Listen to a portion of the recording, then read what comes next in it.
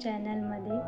हा चॅनल का असं ठरवून बनवलं नव्हतं, सहज चॅनल बनवलं आणि सुरुवात ही शॉर्ट्सपासून केली. तर शॉर्ट्सला चांगला प्रतिसाद मिळायला लागला आणि नंतर आम्ही थोडेफार मिनी ब्लॉगसुद्धा ट्राय केले, ते सुद्धा चांगले चालायला लागले. आणि मग नंतर विचार केला की एकदा तरी आपण मोठा ब्लॉग असा ट्राय करावा. तर आज ती संधी साधून आली.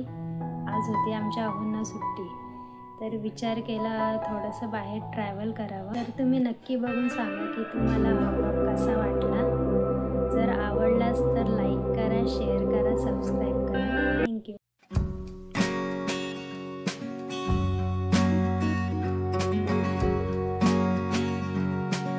चला तर बाईकसुद्धा रेडी आहे आणि आमचे अहो पण.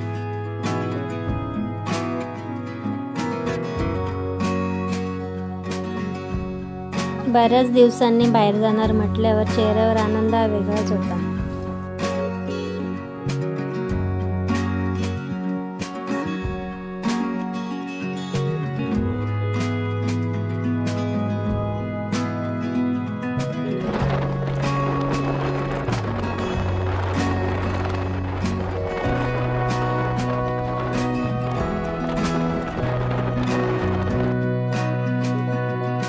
फिरत फिरत आम्ही पोचलो माझ्या कॉलेजला. लग्नाच्या गडबडीत हा रिझल्ट घ्यायचा राहूनच गेलेला आणि वर्षांची डिग्री ही कागदात भेटल्यावर वेगळाच आनंद होतो. फिरून घशाला सोक पडला म्हणून थेट बिकानेरमध्ये धाव घेतली. घसा थंड करून झाल्यावर आम्ही निघालो रसायनी ते खारपाडा मार्गी ट्रेन कासमारला जातो.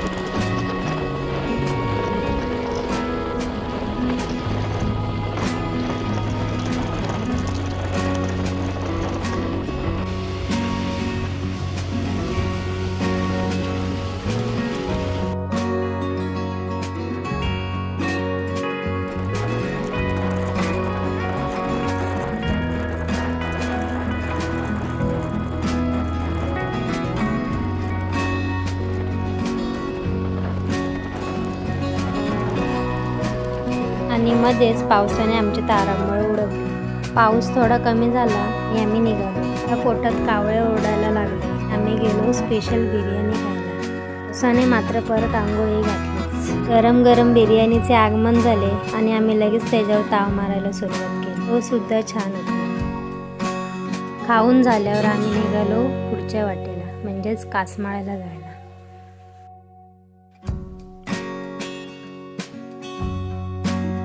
तिथे पोचल्यावर स्वच्छ परिसर, सुंदर वातावरण आणि शांतता या सगळ्यांचा अनुभव मिळाला.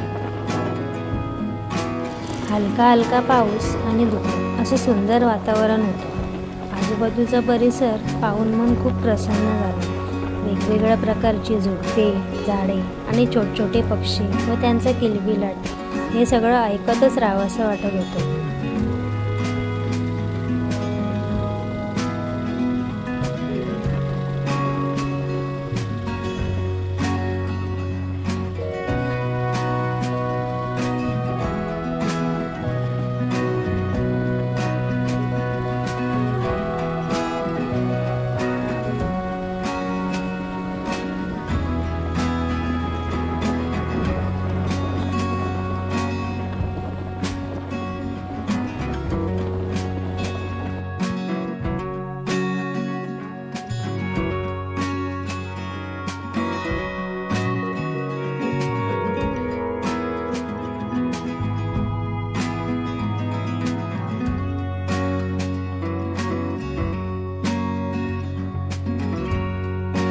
थोडं फिरून झाल्यावर आम्ही गेलो तेथील व्याघ्रेश्वर मंदिरात. तिथे सुद्धा खूप शांतता होती.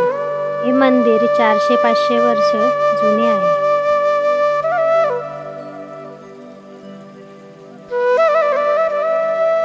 या मंदिरातील देवाचे दर्शन घेण्यासाठी पुढील दरवाजा बंद असून त्याचा रस्ता मागून उघडा आहे.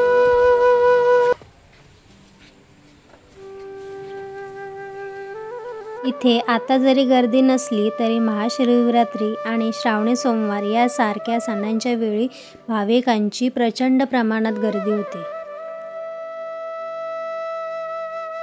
दर्शन घेऊन झाल्यावर आम्ही निघालो तिथून पुढे धबधब्याच्या शोधात.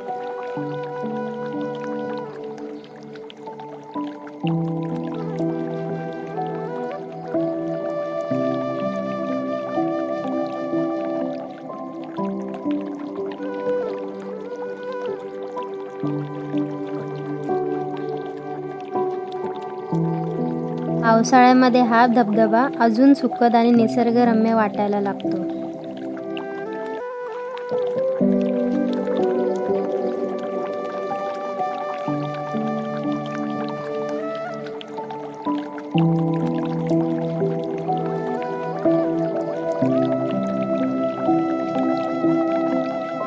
येथील धुक्याने निसर्गाला अजून सजवले होते.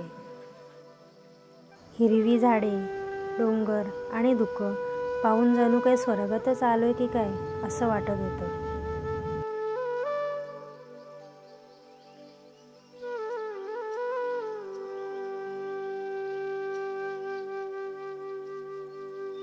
तिथून पुढे एक छोटे शिव मंदिर होते. गावामध्ये बसलेले हे मंदिर सुद्धा खूप स्वच्छ होते आणि येथील परिसरही खूप शांत होते. तेथून पुढे आम्ही निघालो घरी जायला, म्हणजेच आमच्या परतीच्या वाटेला.